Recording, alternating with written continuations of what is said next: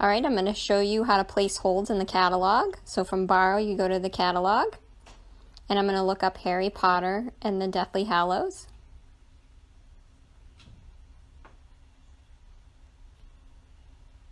I'm using my phone for this, so it looks a little different than normal.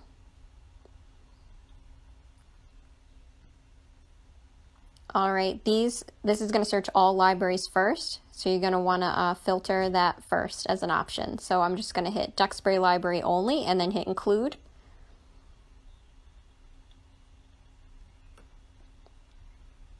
Eight results. I don't want any electronic resources, so I'm just going to change it and make it format and then just go by the book, because that's the only thing I'm interested in. All right, and there it is. I'll click on the title. And if I scroll down, I can see if it's available. Just click on availability and check under the Duxbury Free Library. It'll say the status. That's what you're looking for. And you place a hold.